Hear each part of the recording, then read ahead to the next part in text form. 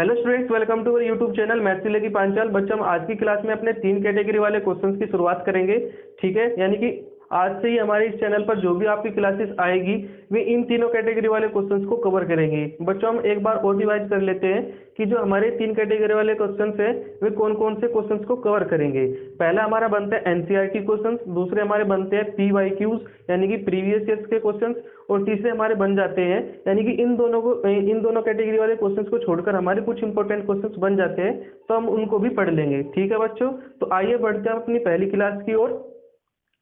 ठीक है, तो आज का क्वेश्चन आपके लिए बहुत इंपॉर्टेंट बन जाते हैं, और आज के बाद बच्चों जो भी क्लासेस आएंगी ना सारे इंपॉर्टेंट क्वेश्चंस को कवर करेंगी।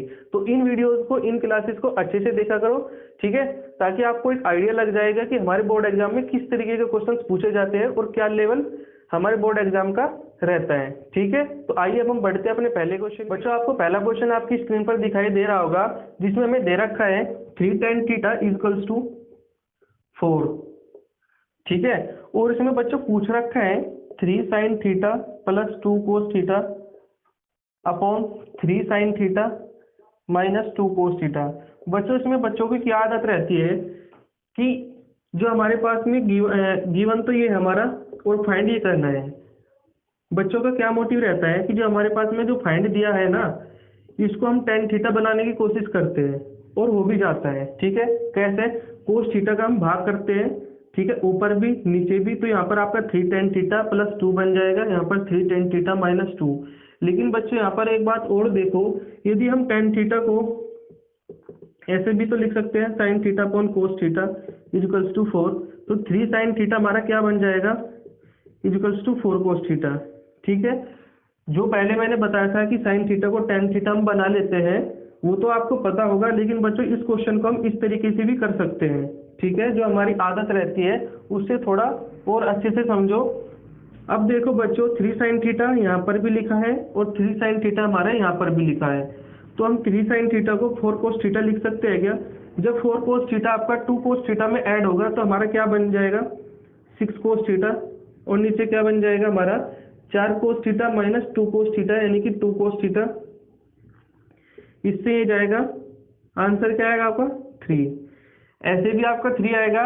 यदि आप ऐसे करते हो कि sin थीटा को हम tan थीटा में बदलेंगे तो cos थीटा से हमें डिवाइड करना होगा, तो यहाँ पर क्या बनेगा हमारा 3 tan थीटा प्लस 2 और 3 tan थीटा माइनस आपका 2। tan थीटा की वैल्यू क्या है आपकी 4, 4 और 2 6। ठीक है, 4 और 2 6 बच्चों। 3 tan थीटा हमारा 4, 4 में से 2 गया 2, यानी कि 2 तिया 6। इस तरीके से भी आपका 3 ही आएगा, यानी कि आंसर आपका सेम आना है। लेकिन जो हमारा करने का तरीका है बच्चों उसको थोड़ा सा समझो। ठीक है, यदि आपको इस तरीके से क्वेश्चन दिया जाता है आपके बोर्ड एग्जाम में, तो आप इस तरीके से भी कर सकते हो और इस तरीके से भी कर सकते हो। मैंने आपको दोनों तरीका बता दिया, उम्मीद करता हूँ आप लोगों की समझ में आया होगा। अब हमारा दूसरा क्वेश्चन बनता है बच्चों, इसमें काफी इंपॉर्टेंट क्वेश्चन है। ठीक है, एनसीईआरटी है बच्चों ये सारे, और प्रीवियस ईयर क्वेश्चन में बार बार पूछे जाते हैं। ये जो मैंने अभी आपको क्वेश्चन कराया ये आपका कई बार रिपीट हुआ है। ठीक है, और इस बार पेपर का लेवल जो है वो बहुत आसान होगा, तो इस तरीके के क्वेश्चन आपके प्रीवियस ईयर्स के बहुत इंपॉर्टेंट बन जाते हैं बच्चों। इसमें दे रखा है if the perimeter of a semicircular protractor, हमारे पास में सेमी सर्कुलर प्रोटेक्टर है।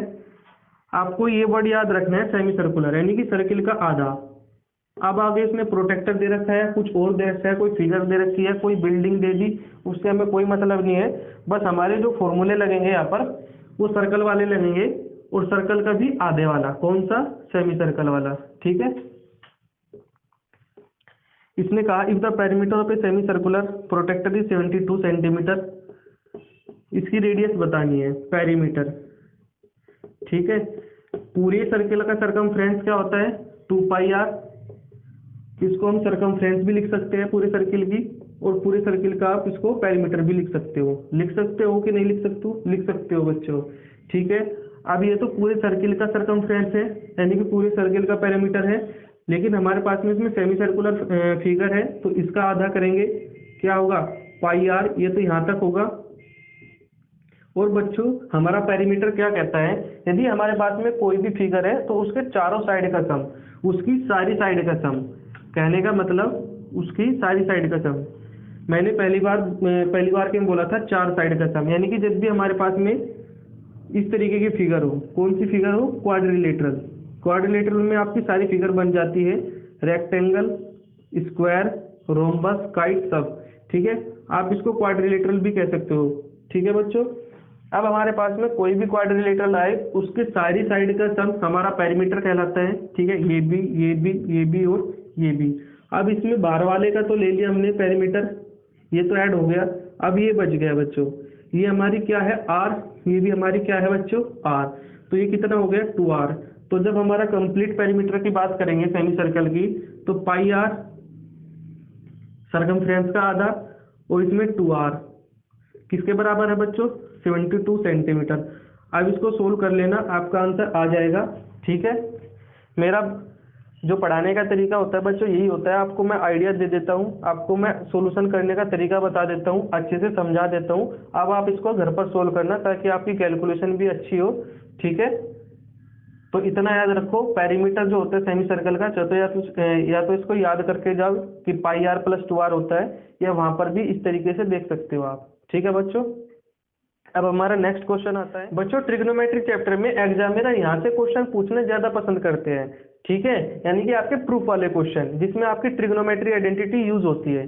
ठीक है बच्चों, और आपका एक चॉइस में डाल देगा एग्जामिनर वैल्यू पुटिंग वाला। मोस्टली आपका वैल्यू पुटिंग वाला क्वेश्चन पूछेगा, नहीं तो आपको रेयर चांस में दूसरा क्वेश्चन भी आपका प्रूफ वाला पूछ सकते हैं। ठीक है, आइए हम बढ़ते हैं इसके सॉल्यूशन की ओर। बच्चों इस तरीके के सॉल्यूशन, यानी कि इस तरीके के क्वेश्चन के सॉल्यूशन हमारे ऊपर डिपेंड है कि कैसे हमें अपनी ट्रिग्नोमेट्री आइडेंटिटी को अच्छे से पहचानना है और उसका हम किस तरीके से इसका यूज करते हैं। ठीक है, जितनी ज्यादा आपकी प्रैक्टिस होगी अलग अलग तरीके से उतना अच्छा होगा। इसके हमारे 3 सॉल्यूशन बनते हैं, ध्यान से देखना। आप अपने पहले 2 सॉल्यूशन को करते होंगे, लेकिन आपने तीसरा सॉल्यूशन इसका नहीं पढ़ा होगा। ठीक है, आइए बढ़ते हैं। हमारे पास में sine theta minus 2 sine cube theta equals to 2 cos cube theta minus cos theta बराबर में टेन थीटा है। क्योंकि यहाँ पर हमें ज़्यादा इन्फॉर्मेशन नहीं गिवन है तो इसको हमें नहीं लेना है, LHS को लेकर के चलना है और RHS प्रूव कर देना है। ठीक है, लेफ्ट हैंड साइड को लेंगे ये वाली। जब बच्चे यहाँ पर साइन थीटा हम कॉमन लेंगे तो क्या बचेगा, 1 minus 2 sign square theta upon में बचेगा बच्चों 2, यहाँ पर हम कोस थीटा को कॉमन लेंगे, कोस थीटा अपॉन 2 कोस स्क्वायर थीटा माइनस 1। बच्चों अब यहाँ पर बन जाता है, यदि आपने अच्छी तरीके से ट्रिग्नोमेट्री आइडेंटिटी को पढ़ा है तो यहाँ पर आप आसानी से इसका यूज कर सकते हो। मोस्टली बच्चे क्या करते हैं कि साइन स्क्वायर थीटा को, क्योंकि हमारे पास में ये आइडेंटिटी है sine square theta plus cos square theta equals to 1, तो साइन स्क्वायर थीटा को यहाँ पर बदल लेंगे में 1 माइनस कोस स्क्वायर थीटा को। ठीक है, साइन स्क्वायर थीटा हमारा क्या बन जाएगा, 1 माइनस कोस स्क्वायर थीटा, और इसको हम आगे क्या बढ़ाएंगे 2 1 माइनस कोस स्क्वायर थीटा, फिर आगे इसमें मल्टीप्लाई करेंगे और आगे हमारा सोल्व हो जाएगा। नीचे वाले को नहीं छेड़ना है, ऊपर वाले को सोल्व करेंगे तो ये वाला एक्सप्रेशन बन जाएगा जो कि आपका कट जाएगा और sine theta upon cos theta हमारा टेन थीटा आ जाएगा। ठीक है, इस तरीके से हम बढ़ते हैं। दूसरा सोल्यूशन इसका, यहाँ पर तो हमने ये चेंज किया, अब यहाँ पर हम ये चेंज करते हैं, यानी कि कोस स्क्वायर थीटा को हम क्या लिख सकते हैं, 1 माइनस साइन स्क्वायर थीटा। ठीक है, अब ये वाला इस तरीके से बन जाएगा जो आपस में कट जाएगा और sine theta upon cos theta हमारा टेन थीटा बन जाता है। लेकिन बच्चों मैं आपको क्या फोकस करा रहा हूँ, ध्यान से देखना। हमने इतना तो सीख लिया कि साइन स्क्वायर थीटा को हम 1 माइनस कोस स्क्वायर थीटा लिखते हैं, क्योंकि हमारा sign square theta plus cos square theta 1 होता है, और कोस स्क्वायर थीटा को हम 1 माइनस साइन स्क्वायर थीटा लिख सकते हैं उसी आइडेंटिटी से। लेकिन बच्चों क्या हमने ये भी सीखा क्या कि जो हमारा 1 होता है वो sine square theta plus cos square theta के बराबर होता है। क्यों ना हम 1 को ही sine square theta plus cos square लिख लें यहाँ पर, तो हमारा साइन थीटा क्या हो जाएगा, sign square theta plus cos square theta minus 2 sign square theta. अब बच्चों नीचे बढ़ते हैं हम, कोस थीटा 2 कोस square theta minus sign square theta, और जब माइनस अंदर जाएगा तो ये भी आपका माइनस में आएगा। ठीक है, अब बच्चों sign square theta minus 2 sign square theta, तो क्या बचेगा यहाँ से, यहाँ पर लिख लेते हैं, ये आपका टेन थीटा बन जाएगा क्या, तो टेन थीटा क्या बनेगा, कोस square theta minus sign square theta, ठीक है। अपोन में क्या बनेगा बच्चों, 2 कोस स्क्वायर में से एक कोस जाएगा तो कोस स्क्वायर थीटा बचेगा क्या, माइनस आपका साइन स्क्वायर थीटा, ठीक है। तो ये वाला ब्रैकेट और ये वाला ब्रैकेट आपस में बराबर है क्या, तो कट जाएगा। अब हमारे पास में क्या बचा, tan थीटा, जो हमें प्रूफ करने को मिला था। तो इस तरीके के क्वेश्चन बच्चों आपको अपने ऊपर डिपेंड है कि किस तरीके से आपने उसकी प्रैक्टिस की है, किस तरीके से हमने उन सारी आइडेंटिटीज को इस्तेमाल किया है अपने घर पर, ठीक है। तो इसके 3 सॉल्यूशन है, ध्यान से देखना तीनों सॉल्यूशन को। उम्मीद करता हूँ बच्चों आपकी समझ में आया होगा। अब बढ़ते हैं अपने नेक्स्ट क्वेश्चन की ओर। बच्चों यदि आपको यहाँ से कुछ सीखने को मिलता है तो प्लीज़ लाइक शेयर सब्सक्राइब जरूर करना, क्योंकि बच्चों न्यू चैनल है तो जितना बच्चे आप लोग सपोर्ट करेंगे उतना ही अच्छा रहेगा। क्योंकि बच्चों यहाँ पर मैं जो भी पढ़ाता हूँ ना वो आपके लिए बहुत इंपॉर्टेंट रहता है, आप खुद भी इसको देख सकते हो। और चैनल पर आपको इतना डिटेल में पढ़ने को नहीं मिलेगा जितना हमारे चैनल के द्वारा आपकी हेल्प होती है। आइए बढ़ते हैं बच्चों अपने नेक्स्ट क्वेश्चन की ओर। तो प्लीज़ सब्सक्राइब कर लेना बच्चों, ठीक है। अब हमारा नेक्स्ट क्वेश्चन आता है बच्चों, लैंग्वेज प्रॉब्लम है और है तो ये एक क्वेश्चन, लेकिन इस तरीके के क्वेश्चन है हमारे, ऐसे कैसे एग्जामिनर पूछ सकते हैं वो भी देखते हैं। इसमें लिख रखा है, if point P lies inside the circle then find number of tangents drawn from point P। बच्चों एक बात याद रखो, मैंने आपको क्या बताया था कि हमेशा ट्रायंगल पर जो टेंजेंट डलेगी वो बाहर के पॉइंट से होगी, ठीक है। बाहर कोई पॉइंट P होगा और सर्किल को टच करने वाली बाहर से कोई लाइन, सर्किल की सर्कमफ्रेंस को टच करने वाली बाहर से कोई लाइन ही हमारी क्या कहलाती है, टेंजेंट। तो बाहर से हमारी एक सिंगल पॉइंट से एक टेंजेंट भी डल सकती है और उसी कॉमन पॉइंट से हमारी दूसरी टेंजेंट भी डल सकती है, ठीक है।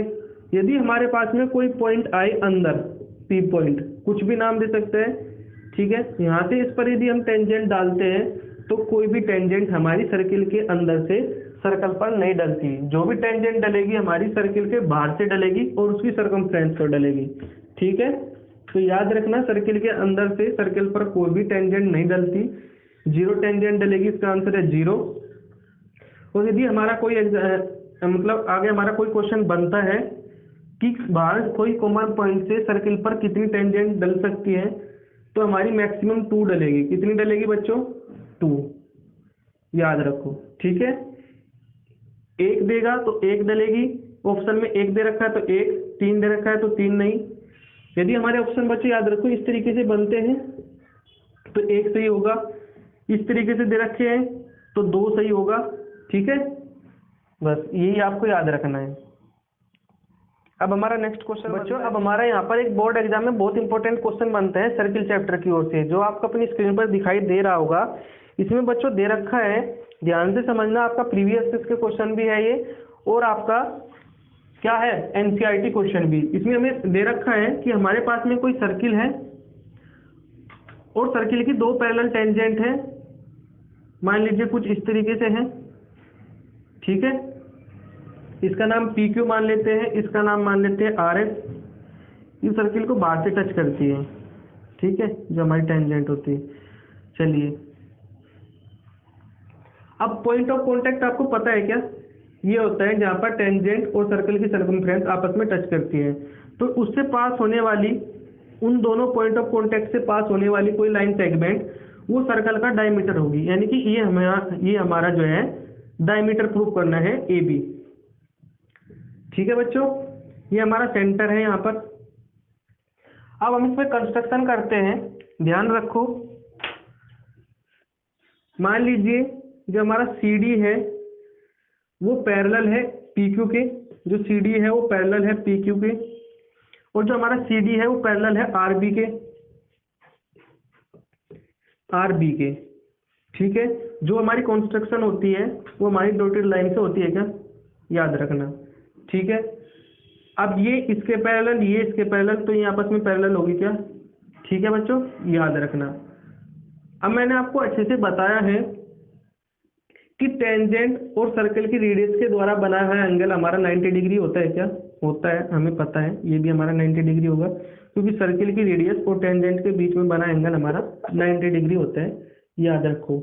एग्जामिनर ने आपको बोला है लाइन सेगमेंट, क्या बोला है बच्चों, लाइन सेगमेंट। यदि हम इस लाइन सेगमेंट को एक स्ट्रेट लाइन प्रूव कर दें, और स्ट्रेट लाइन की आपको खासियत पता है क्या? हमारी स्ट्रेट लाइन की खासियत ये होती है कि वो अपने हर पॉइंट पर 180 डिग्री का एंगल बनाती है। वो आपकी हर पॉइंट पर 180 डिग्री का एंगल बनाती है। यानी कि हमें इतना तो पता लग गया कि यदि हमें लाइन सेगमेंट को स्ट्रेट लाइन प्रूव करना है तो हमें ये प्रूव करना होगा कि वो हर पॉइंट पर अपना 180 डिग्री का एंगल बनाती है। चलिए,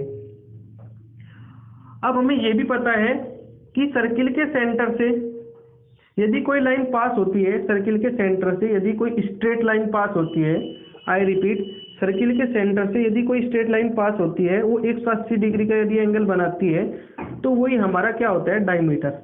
आई रिपीट, चलिए एक बार और समझ लेते हैं। यदि सर्किल के सेंटर से कोई स्ट्रेट लाइन पास होती है, यानी कि 180 डिग्री का एंगल बनाती है वो लाइन सेगमेंट, तो वो सर्किल का डायमीटर होगी। अब हमें क्या प्रूफ करना है? यदि हमारा ये एंगल 180 डिग्री प्रूफ हो जाए तो ये लाइन सेगमेंट एक स्ट्रेट लाइन होगी, हो जाएगी ना? चलिए, अब ये एक स्ट्रेट लाइन सर्किल के सेंटर से पास होगी, तो हम ये प्रूफ कर देंगे कि यही जो आपकी लाइन सेगमेंट है वो आपका इस सर्किल का डायमीटर है। तो ये 3 स्टेप में हमारी प्रूफ हो जाएगी। पहली, यदि हम इस एंगल को 180 बना दें, ठीक है, तो हमारी एक स्ट्रेट लाइन हो जाएगी। दूसरा स्टेप हमारा क्या होगा कि हमारा कॉन्सेप्ट यहाँ पर यूज होगा कि यदि हमारे पास में कोई स्ट्रेट लाइन सर्किल के सेंटर से पास होती है, वो हमारा क्या होगा? उस सर्किल का डायमीटर होगा। चलिए, अब हम इसको प्रूव करते हैं कि हमारा कंप्लीट एंगल 180 के बराबर होगा। ठीक है बच्चों, चलिए, यदि हमारे पास में 2 पैरेलल लाइन है और एक हमारी ट्रांसवर्सल लाइन है या परपेंडिकुलर लाइन है, तो ये वाला एंगल का सम 180 के बराबर होता है क्या? ये वाला एंगल 180 के बराबर होता है क्या? ये आपस में एक अल्टरनेट एंगल हो गए, ये आपस में अल्टरनेट एंगल हो गए। तो आप मुझे कमेंट करके बताओ कि ये वाले एंगल और ये वाला एंगल 180 के बराबर तो होंगे, इतना तो मैंने आपको बता दिया। लेकिन इनका एक पर्टिकुलर नाम भी है, वो क्या नाम होते हैं? यानी कि आपस में इस तरीके के जो एंगल्स होते हैं उनको हम क्या बोल सकते हैं, उसको आपको बताना है। तो जब ये 90 है तो ये आपका मान लीजिए यहाँ पर x 180 के बराबर हो गए, तो 180 में से 90 जाएगा तो ये भी 90 बचेगा। इसी तरीके से ये 90, यहाँ पर ये x या y मान ले सकते हो यहाँ पर, ठीक है। तो क्या होगा? ये 90, ये y पूरा 180 के बराबर, तो ये भी आपका 90 हो जाएगा क्या? तो हमारी ये लाइन सेगमेंट एक स्ट्रेट लाइन प्रूफ हो गई क्या? क्योंकि ये लाइन सेगमेंट हमारी अब 180 डिग्री का एंगल बनाती है। अब तीसरा स्टेप, हमारा कॉन्सेप्ट क्या कहता है? यदि कोई स्ट्रेट लाइन सर्किल के सेंटर से पास हो रही है, यदि कोई स्ट्रेट लाइन सर्किल के सेंटर से पास हो रही है, तो वही सर्किल का डायमीटर होगा। तो यहाँ पर ये आप अपना थ्योरी लिख लेना, या जहाँ पर भी आपको इसका सॉल्यूशन मिले उसको अच्छे से पढ़ लो। यहाँ पर मैंने आपको सारे कॉन्सेप्ट अच्छे से डिटेल में बता दिए हैं, ठीक है। 3 कॉन्सेप्ट यूज हुए हैं, बहुत अच्छे कॉन्सेप्ट है, और आगे भी कोई ऐसी फिगर बने वहाँ पर ये सब यूज होंगे, याद रखना। तो आज की क्लास में बच्चों इतना ही पढ़ेंगे। आगे जो क्लास आएगी उसमें हम और अच्छे अच्छे कॉन्सेप्ट पढ़ेंगे, और अच्छे अच्छे आपके प्रीवियस के क्वेश्चन, एनसीईआरटी क्वेश्चन और आपके इंपॉर्टेंट क्वेश्चंस पढ़ेंगे, ठीक है। यदि हमारा पढ़ाया आपको अच्छा लगता है तो लाइक शेयर सब्सक्राइब जरूर करना, ठीक है। Thank you.